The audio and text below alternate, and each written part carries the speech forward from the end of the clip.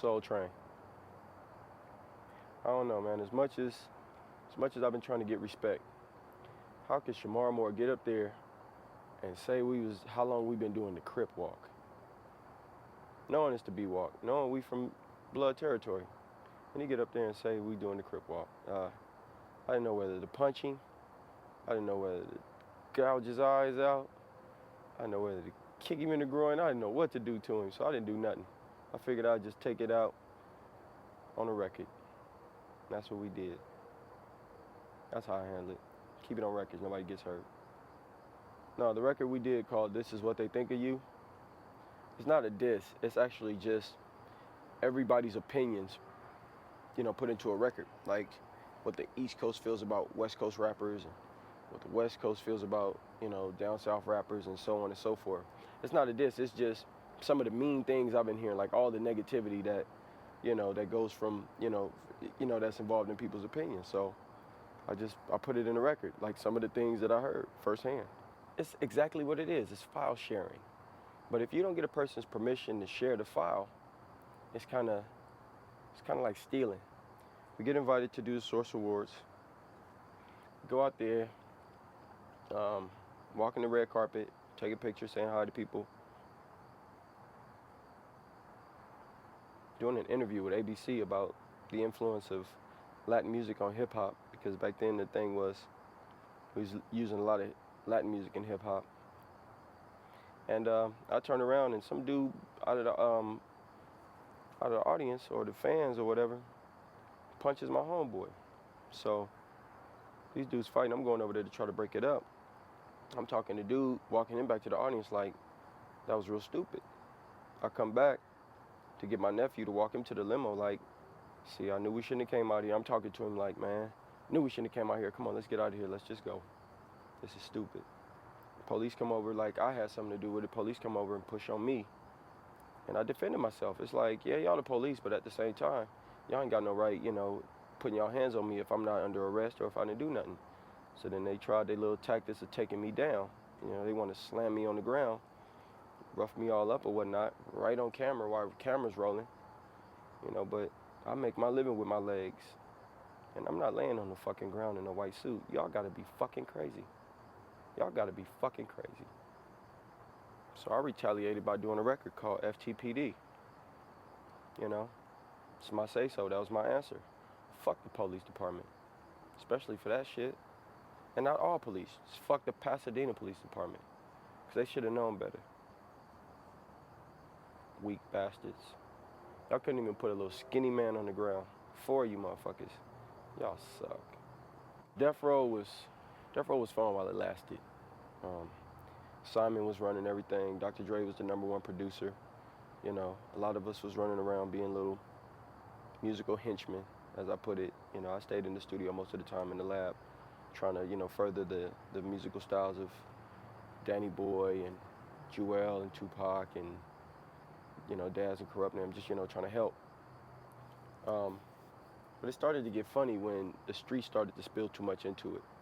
It's like I grew up in the streets and I didn't want to, I grew up in the streets and got into music to kind of get away from the everyday madness that goes on in the inner city. And then here it comes. Now the inner city is in the studio with me. So I left. I couldn't take it. Relationship between me and Suge Knight. I mean, we talk. I've seen him. We don't work together no more. He's got other producers or whatnot, and he's got other artists. And I'm busy doing my thing with, Black Tone and Paul and all. Paul Ring, rather. So, that's where it is. Profile was a curse and a blessing at the same time. They put us out there, but they didn't pay us. For years, I had to fight with the owner of Profile Records to get a royalty statement, to get a publishing statement, And it's unfortunate that I signed that contract in a day when rappers really had no real voice except what they was doing on the records in front of the camera. Behind the scenes, if you didn't know the business, then you learned the hard way, and that's what happened. It made my working relationship with Profile suffer. It made my fans suffer from some lackluster, production that I was doing, for being mad that I couldn't get enough money to produce the records. Now I'm in a position to spend whatever I like on records, to have, to be able to afford the time and the quality. I can afford it now. I can do records the way I want to do records. And that's the beautiful thing about not being on Profile Records no more. You can take an obscure record that ain't nobody even thinking about, make it a #1 pop hit, and the people that you sampled it from interject their own personal feelings about the record and sue you for money they know that you don't have. As a matter of fact, they sue you for a retarded amount of money. Hell, that's the hip-hop business for you. I know it's funny. I guess people want to hear from my mouth. The El Rey Club El Rey. That's when Death Row was at his peak. We was feeling like we couldn't be dissed. We was drinking a whole lot, like hard liquor. I got drunk on stage. Somebody heckled me, throwing up signs at me, claiming they was, MC8's homies or whatnot. So I approached dude at the end of my show. He was going to the bar. I asked him what was his problem. He turned around and pushed his girl out of the way, put his drink down, and came toward me with his knuckles up. So we start fighting. And we start fighting bad. I mean, this dude was punching it out. So I look up, man, and I see, it looked like, when I turned around, it looked like the whole club was fighting. That's when it just got a little weird. They rushed us out. And come to find out, somebody got killed that night. It's one thing that sucks about hip-hop and the streets is when it goes further than being just on records. I mean, I defended myself. I did what I did as a man. I didn't start the whole ruckus. I didn't start it. This man started it. And we fought. And I thought that it would just end there. But it didn't. It seems like sometimes it's going to be, depending on the music, if people take it too seriously, then the violence is going to be inevitable.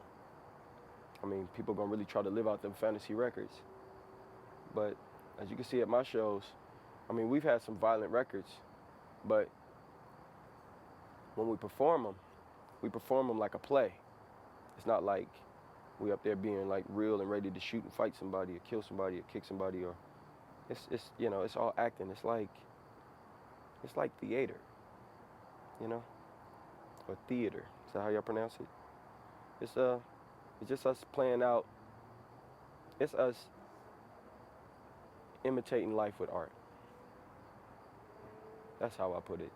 And I sure hope that the violence in hip-hop can stop so that we can go more places, doing more things, and sharing our show, doing our play.